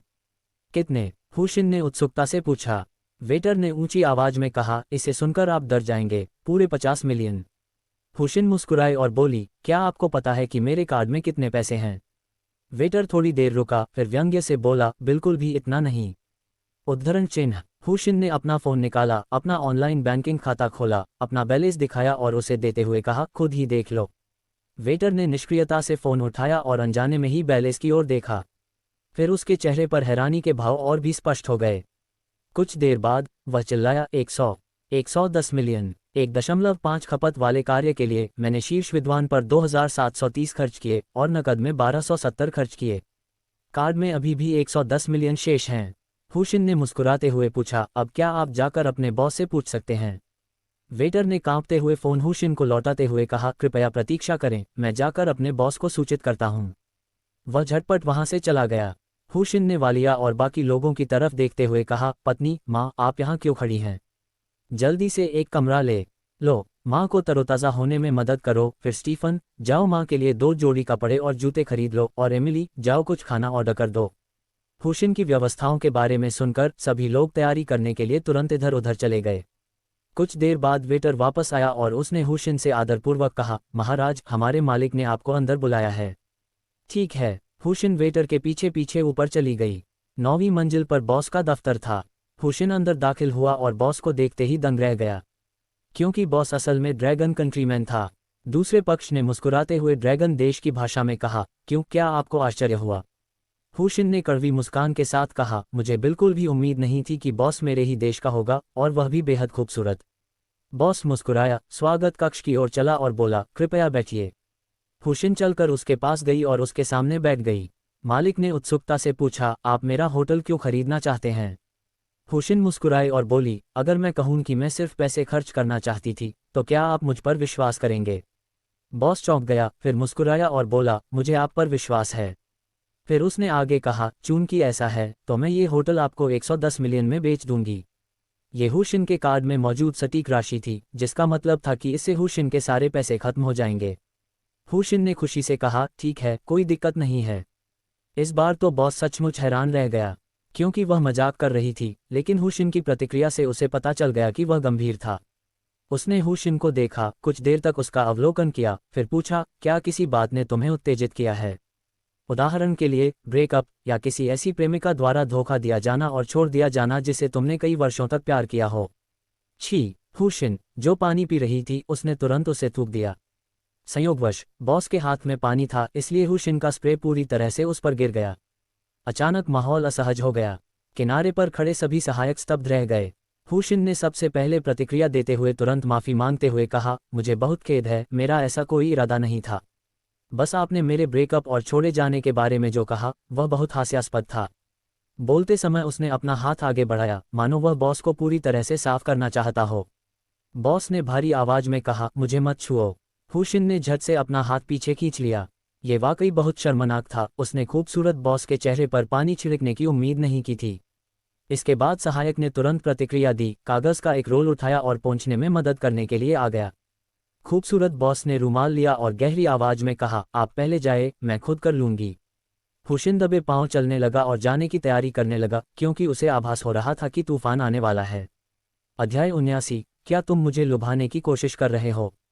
खूबसूरत बॉस चिल्लाए, वहीं रुक जाओ।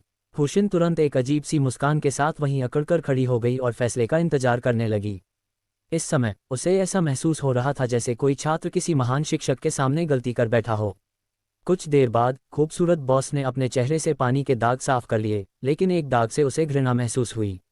हुशिन ने समझाया, ओम, मैंने वास्तव में जानबूझकर ऐसा नहीं किया। खूबसूरत बॉस हुशिन के पास गई। अगर यह अनजाने में नहीं हुआ तो यह जानबूझकर किया गया था। स्थिति को ठीक न समझते हुए हुशिन ने जल्दबाजी में कहा, माफी के तौर पर मैं आपके लिए कीमत में 12 मिलियन और बढ़ा देता हूं। खूबसूरत बॉस हैरान रह गई, अविश्वास भरी निगाहों से हुशिन को देखते हुए सोचने लगी, तुम कितने अमीर हो, सिर्फ माफी मांगने के लिए 12 मिलियन दे रहे हो। तारांकन। उसे शक हुआ कि वह मजाक कर रहा है, इसलिए उसने कहा, ठीक है, मैं चाहती हूं कि आप अभी पैसे ट्रांसफर करें। सहायक, ट्रांसफर मशीन लेकर आओ। सहायक तुरंत एक पीओएस मशीन लेकर वहां पहुंचा। खूबसूरत बॉस ने पीओएस मशीन ली और सीधे हुशिन को देते हुए कहा, 8888 पर समाप्त होने वाला खाता मेरा है, आप खुद ही इसमें पैसे ट्रांसफर कर दीजिए।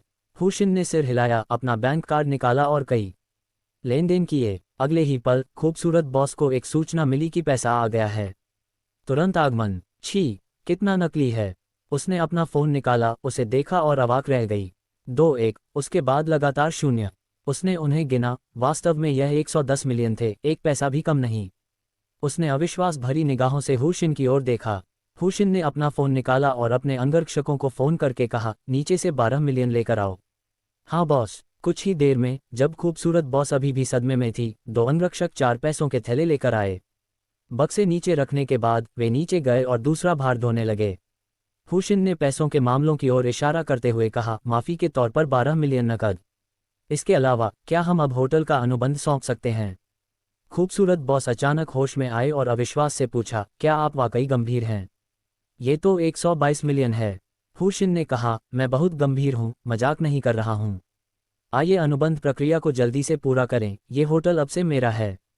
खूबसूरत बॉस के दिमाग में कुछ आया और उसने सीधे पूछा, मुझे ईमानदारी से बताओ, क्या तुम मुझे पटाने के लिए इस तरीके का इस्तेमाल कर रहे हो? छी! हुशिन एक बार फिर जोर से हंस पड़ा, लेकिन इस बार वह पानी नहीं पी रहा था। अन्यथा ब्यूटीफुल बॉस को फिर से पूरी तरह से स्प्रे कर दिया जाता। उसने हुशिन को घूरते हुए कहा, क्या तुम हर समय स्प्रे करना बंद कर सकते हो? हुशिन ने असहज होकर कहा, मैं पहले ऐसी नहीं थी। मुख्यतः इसलिए क्योंकि आपने जो कहा वह बहुत हास्यास्पद था। सच कहूं तो मैं बस पैसे खर्च करना चाहती हूँ। खूबसूरत बॉस ने संदेह भरी नज़रों से देखा और फिर कहा, अगर तुम इसे स्वीकार नहीं करोगे तो ठीक है। मैं वास्तव में तुम्हारे प्रस्ताव को स्वीकार करने की योजना बना रही थी। हुशिन ने आंखें घुमाईं। चलो अनुबंध करते हैं। खूबसूरत बॉस ने सोचा, ठीक है, मैं कर दूंगा। मुझे करोड़ों का शुद्ध लाभ कमाने से डर नहीं लगता। तारांकन। फिर उन्होंने अनुबंध की प्रक्रिया आगे बढ़ाई। डिंग। मेज़बान को 6 घंटे के भीतर 150 मिलियन की खपत पूरी करने के लिए बधाई। पुरस्कार, 5 विशेष श्रेणी की शक्तिवर्धक गोलियां। डिंग। नया मिशन, 6 घंटे के भीतर 200 मिलियन अमेरिकी डॉलर की खपत पूरी करें। मिशन में विफलता, मेजबान लकवाग्रस्त हो जाएगा। मिशन पूरा करने का इनाम, 5 विशेष श्रेणी की संवर्धन गोलियां। हुशिन ने खुशी से अपनी संचित 16 विशेष श्रेणी की संवर्धन गोलियों और लॉटरी के 2 अवसरों को देखा। उन्हें इससे पहले कभी इतना अच्छा महसूस नहीं हुआ था। सिस्टम, मेरे लिए सभी स्पेशल ग्रेड एनहेंसमेंट पिल्स खोल दो। डिंग। मेज़बान को 16 विशेष श्रेणी की संवर्धन गोलियां खोलने और 1.6 मिलियन संवर्धन अंक प्राप्त करने के लिए बधाई। वर्तमान शेष संवर्धन अंक 36,047,790। सिस्टम, मुझे लॉटरी के 2 ड्रॉ दो। डिंग। होस्ट लॉटरी से एक कार्ड निकाल रहा है। डिंग। लॉटरी में 500,000 एनहेंसमेंट पॉइंट्स जीतने पर होस्ट को बधाई। डिंग। लॉटरी में फोटोग्राफिक मेमोरी कौशल जीतने के लिए मेजबान को बधाई। इस कौशल के बारे में सुनकर हुशिन बेहद खुश हो गया। क्या अब से कुछ भी सीखना बेहद आसान नहीं हो जाएगा? एक शब्द में कहूँ तो शानदार। इस लॉटरी से कम लाखों एनहेंसमेंट पॉइंट्स मिलते हैं और इससे उसे अच्छे आइटम भी मिल सकते हैं। ये वाकई कमाल है। बस बात यह है कि लॉटरी जीतने के मौके बहुत कम होते हैं। अब जब समय घटाकर 6 घंटे कर दिया गया है तो उसे सोने की हिम्मत भी नहीं होती। सौभाग्य से उसका शरीर अब मजबूत है और वह इसे संभाल सकता है। 4 मिलियन से अधिक संवर्धन अंकों को देखते हुए हुशिन ने उन्हें और संचित न करने का निर्णय लिया। सिस्टम, मेरे चारों गुणों को 10 लाख अंकों से बढ़ाओ। डिंग। मेज़बान को बधाई हो, जिन्होंने 4 विशेषताओं को 10 लाख अंकों से बढ़ाया है। वर्तमान में सभी विशेषताओं के अंक 1120,000 हैं। उसके पूरे शरीर में शक्ति का एक अविश्वसनीय रूप से शक्तिशाली एहसास भर गया। उसे ऐसा लगा मानो उसकी शारीरिक शक्ति पल भर में 1000 गुना बढ़ गई हो और वह भयावह रूप से शक्तिशाली हो गया हो। यही एहसास वास्तव में अद्भुत है। इसी क्षण खूबसूरत बॉस हुशिन के पास पहुंची और जानबूझकर मोहक लहजे में पूछा, क्या तुम सिर्फ मुझे पाने के लिए इतना बड़ा नाटक नहीं कर रही हो? ईमानदारी से जवाब दो, वरना मैं चली जाऊंगी। हुशिन ने उदासीनता से कहा, बाहर जाते समय अपना ध्यान रखना। फिर उसने ब्यूटीफुल बॉस के असली असिस्टेंट से पूछा, क्या तुम अब भी यहाँ काम करना चाहते हो? सहायक ने उत्साह से कहा, क्या मैं कर सकता हूँ? उसे लगा कि अब बॉस बदल गया है तो वह बेरोजगार हो जाएगी। बिल्कुल, अगर आप तैयार हैं तो मैं आपको अभी उपाध्यक्ष के पद पर पदोन्नत कर देता हूं ताकि आप मेरे लिए इस होटल का अच्छे से प्रबंधन कर सकें। यह मेरा बैंक खाता है, बस मासिक आय समय पर मुझे भेज दीजिएगा। वैसे उपाध्यक्ष के रूप में आपका वेतन 100,000 अमेरिकी डॉलर बढ़ जाएगा। सहायक महिला अचंभित रह गई, अविश्वास भरी निगाहों से देखने लगी। उसके लिए यह एक बिल्कुल उलटफेर था। बॉस, क्या आप सच कह रहे हैं? उसने अविश्वास से पूछा। हुशिन ने कहा, क्या मैं मजाक करती हुई दिखती हूँ? सहायक ने आखिरकार खुद को संभाला और अपार खुशी से कहा, धन्यवाद बॉस। धन्यवाद बॉस, चिंता मत कीजिए, बॉस, मैं आपके लिए होटल को कुशलतापूर्वक संभालने की पूरी कोशिश करूंगा। हम ठीक है, बस इतना ही। हुशिन के बोलने के बाद वह कार्यालय से चले गए। खूबसूरत बॉस हैरान रह गई। क्या चल रहा है? उसने इतना पैसा खर्च किया, क्या ऐसा हो सकता है कि वह वास्तव में उसे लेने के लिए यहाँ नहीं आया हो? ये बात समझ में नहीं आती। क्या ऐसा हो सकता है कि मेरा आकर्षण अब पहले जैसा नहीं रहा, या फिर पिछले कुछ दिनों से देर रात तक जागने की वजह से मेरे चेहरे पर झुर्रियां पड़ गई हैं? वह झट से उसके पीछे भागी और बोली, अरे क्या तुम नखरे दिखा रहे हो? हुशिन ने अवाक होकर आंखें घुमाईं और कहा, देखो बड़ी सुंदरी, मेरे पास बहुत पैसा है और मैं बस उसे खर्च करना चाहता हूँ। मेरा वास्तव में कोई और इरादा नहीं है। लेकिन मैं मानता हूँ आप बहुत खूबसूरत हैं। एक देशवासी होने के नाते मैं आपको शाबाशी देता हूँ। वैसे अगर अभी आपके पास रहने की जगह नहीं है तो आप यहाँ रह सकती हैं। सारा खर्चा मैं उठाऊंगा। इतना कहकर वह तेजी से चला गया। खूबसूरत बॉस जहाँ खड़ी थी वहीं स्तब्ध रह गई। हुशिन नीचे गया, जहाँ खाने की मेज पर सभी लोग पहले से ही उसका इंतजार कर रहे थे। वालिया की माँ ने भी नहा धोकर नए कपड़े पहन लिए थे, उनका पूरा स्वभाव ही बदल गया था। हालांकि उसके चेहरे पर नए और पुराने दोनों तरह के निशान बहुत स्पष्ट थे, और वह बहुत कमजोर दिख रही थी, जो स्पष्ट रूप से कुपोषण का परिणाम था। वालिया का मूड थोड़ा खराब था क्योंकि उसकी मां की हालत उसकी कल्पना से भी बदतर थी। हुशिन उसे दिलासा देने के लिए उसके पास गई और बोली, चिंता मत करो, जब माँ हमारे साथ रहने लगेगी तो ऐसा दोबारा नहीं होगा।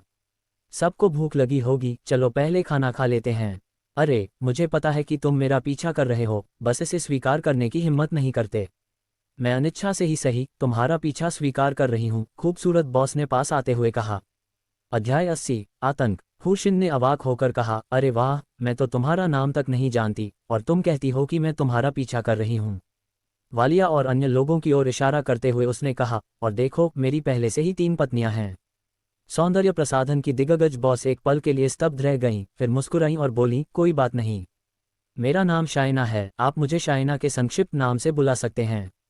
इतना कहकर वह भी चलकर मेज पर बैठ गईं। एमिली और स्टीफन दोनों ने उत्सुकता से शाइना की ओर देखा। हुशिन ने बेबसी से कहा, जो तुम चाहो। फिर उसने दूसरों से कहा, चलो पहले खाना खा लेते हैं। खाना खाने के बाद हुशिन ने अंकावी कस्बे से शाइना की जान पहचान के बारे में सोचा और कहा, क्या तुम मेरे साथ कुछ पैसे खर्च करने के लिए बाहर चलोगी? स्टीफन ने तुरंत कहा, पतिदेव, मैं आपके साथ चलूंगा। एमिली ने भी कहा, मैं भी। हुशिन ने कहा, अगर सब लोग तैयार हैं तो चलिए साथ चलते हैं। उन्होंने पहल की और द एक्सट्रीम से बाहर चले गए। वालिया और बाकी सभी लोग ये देख सकते थे कि हुशिन की नज़रें निश्चित रूप से शाइना पर थीं। शाइना ने पूछा, आप पैसे खर्च करने के लिए कहाँ जाना चाहेंगे, महोदय? हुशिन ने गंभीरता से कहा, मेरे पास 200 मिलियन अमेरिकी डॉलर हैं और मैं इसे खर्च करने के लिए उत्सुक हूँ, इसलिए कृपया मुझे कुछ मार्गदर्शन दें। ये देखकर कि हुशिन झूठ नहीं बोल रही थी, शाइना ने गंभीरता से पूछा, पैसा खर्च करने में आपको इतनी जल्दी क्यों है? हुशिन को अभी जवाब देने का समय नहीं मिला था। उनके सामने एक स्पोर्ट्स कार आकर रुक गई, जिससे उनका रास्ता अवरुद्ध हो गया। गुलाब के फूल लिए एक युवक असाधारण स्वभाव के साथ कार से बाहर निकला। उसने बाकी सभी को नज़रअंदाज कर दिया, उसकी निगाहें केवल शाइना पर टिकी थीं। शाइना के सामने आकर वह एक घुटने पर बैठ गया और बोला, शाइना, मुझसे शादी करो। मैं तुम्हें सचमुच पसंद करता हूँ, तुमसे प्यार करता हूँ, कृपया मेरी दुल्हन बनो। यह आखिरी वाक्य कहने के बाद उसने अपनी छाती से एक खूबसूरत जई का डिब्बा निकाला और उसे खोलकर उसमें से एक चमकती हुई हीरे की अंगूठी निकाली। कुछ राहगीरों ने यह दृश्य देखा और जोर से चिल्लाए, वाह कितना रोमांटिक है, कितना रोमांटिक है, उसे हाँ कह दो। मुझे बहुत जलन हो रही है। अगर कोई मुझसे इस तरह अपने प्यार का इजहार करे तो मैं तुरंत हाँ कह दूंगी। मुझे भी ऐसा ही एक सुंदर राजकुमार चाहिए। फिर और भी कई पुरुष और महिलाएं बाहर निकल आए। हुशिन ने एक नज़र में ही समझ लिया कि ये लोग दलाल थे। शाइना ने माफ़ी मांगते हुए कहा, मॉरिस, मुझे माफ़ करना, हम एक दूसरे के लिए सही नहीं हैं। वैसे यह मेरा बॉयफ्रेंड है, मुझे ड्रैगन कंट्री के लोग पसंद हैं। बोलने के बाद उसने अपना हाथ बढ़ाकर हुशिन के हाथ में डाल दिया। हुशिन ने बात टालते हुए कहा, मॉरिस, है ना? सच कहूँ तो मैं उसे नहीं जानती। लगे रहो। इतना कहकर वह तेजी से चला गया। शाइना स्तब्ध रह गई। उसके जैसी इतनी खूबसूरत लड़की ने पहल करके खुद को उसके सामने पेश किया था और उसे ठुकरा दिया गया था। क्या हो रहा था? मॉरिस ने शाइना की ओर देखा। शाइना, मैं जानता हूं कि तुम्हारे मन में मेरे लिए पूर्वाग्रह है, लेकिन मैं सचमुच बदल गया हूं। मुझसे शादी कर लो, मैं कसम खाता हूं कि मैं तुम्हें दुनिया की सबसे खुशहाल महिला बना दूंगा। ये सुनकर हुशिन रुक गया और बीच में ही टोकते हुए बोला, वह मॉरिस, माफ़ कीजिएगा, मुझे आपको सुधारने दीजिए। मेरी पत्नियां दुनिया की सबसे खुश पत्नियां हैं। आप लोग जारी रखें। ये सुनकर स्टीफन और बाकी दोनों मुस्कुरा उठे। उसकी औरतें, क्या वे वही नहीं थीं? मॉरिस को लगा कि यह आदमी मुसीबत खड़ी कर रहा है और उसने गुस्से से कहा, ड्रैगन कंट्रीमैन, यहीं रुक जाओ। हुशिन रुक गई और उत्सुकता से पूछा, क्या बात है? मॉरिस चलकर पास आया, अपना बटुआ निकाला और बोला, शाइना ने तुम्हें अभिनय करने के लिए कितने पैसे दिए? हुशिन ने हल्की सी मुस्कान के साथ कहा, यह बहुत कम था, नहीं तो मैं अभी उसका प्रेमी बनने के लिए तैयार हो जाता। ये सुनकर शाइना ने अपनी आंखें घुमाईं और सोचा कि यह लड़का कितना अजीब है। मॉरिस ने पैसों का एक बंडल निकाला, उसे हुशिन के हाथ में थमा दिया और कहा, क्या ये काफ़ी है? पैसे लो और यहाँ से चले जाओ। हुशिन ने मॉरिस के चेहरे पर पैसे बिखेर दिए और कहा, क्या तुम मेरा अपमान कर रहे हो? बेचारे कमीने। पूरा माहौल सन्नाटे में डूब गया। विशेषकर मॉरिस द्वारा नियुक्त किए गए दलाल हैरान रह गए। किसी ने कहा, अदूरदर्शी ड्रैगन देशवासी, क्या तुम जानते हो कि मॉरिस कौन है? वह अंकावेई कस्बे के सबसे धनी परिवार का सबसे बड़ा युवा मालिक है। अंकावेई कस्बे में कोई भी मॉरिस को गरीब कहने की हिम्मत नहीं करता। हुशिन ने शाइना की ओर इशारा करते हुए कहा, वह उस मॉरिस से कहीं ज्यादा अमीर है जिसके बारे में तुम बात कर रहे हो, नहीं तो वह इस बेचारे को नीचा क्यों देखती? और हाँ बेचारे, मेरे सामने पैसे की बात मत करो, क्योंकि मेरे पैसों से पूरा अंकावेई शहर खरीदा जा सकता है। बोलने के बाद उसने शाइना की ओर देखा और कहा, चूंकि तुम मुझे पाने के लिए इतनी सक्रियता से कोशिश कर रही हो, इसलिए मैं अनिच्छा से ही सही तुम्हें स्वीकार करता हूँ।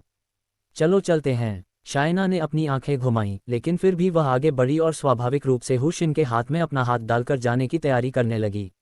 मॉरिस गुस्से से आग बबूला हो रहा था। उसने गुस्से में पिस्तौल निकाली, उसे हुशिन पर तान दिया और दहाड़ते हुए कहा, वहीं रुक जाओ, वरना मैं तुम्हें मार डालूंगा। ये देखकर फ्लोरा बुरी तरह डर गई और जल्दी से बोली, दामाद जी, लापरवाही से कोई कदम मत उठाए। वह सच में कुछ पागलपन भरा काम कर देगा। हुशिन रुका, मॉरिस की ओर मुड़ा और ताना मारते हुए बोला, तुम जैसे काय, क्या तुम गोली चलाने की हिम्मत करते हो? ये कहते हुए वह मॉरिस की ओर बढ़ा। ये स्पष्ट रूप से एक उकसावा था। CIA से होने के नाते एमिली ने ये देखकर हुशिन के लिए घबराहट से पसीना बहा दिया। ये देखकर मॉरिस दहाड़ते हुए बोला, मैंने तुमसे रुकने को कहा था। घुटनों पर बैठो और माफी मांगो। हुशिन रुकी नहीं और सीधे मॉरिस के सामने जाकर बंदूक पकड़े हुए उसके हाथ को पकड़ लिया। इस दृश्य को देखकर सबकी धड़कनें रुक सी गईं। सेफ्टी लॉक खुला हुआ था, इससे गलती से गोली चल सकती थी। हुशिन ने बंदूक की नली अपनी गर्दन पर रखी और तिरस्कारपूर्ण स्वर में कहा, मैं अपने कार्ड में मौजूद 200 मिलियन की शर्त लगाता हूं कि तुम गोली चलाने की हिम्मत नहीं करोगे। पागल आदमी, बिल्कुल पागल आदमी। हुशिन की बातें सुनकर आसपास मौजूद सभी लोगों ने ऐसा ही सोचा। शाइना भी हैरान थी। एक धनी हमवतन जो मौत से नहीं डरता था, नहीं, उसने अपने जीवन में पहली बार किसी ऐसे व्यक्ति से मुलाकात की थी। बहुत ही अजीब। मॉरिस ने अत्यधिक क्रोध में दहाड़ते हुए कहा, क्या तुम्हें सच में लगता है कि मैं गोली चलाने की हिम्मत नहीं करूंगा?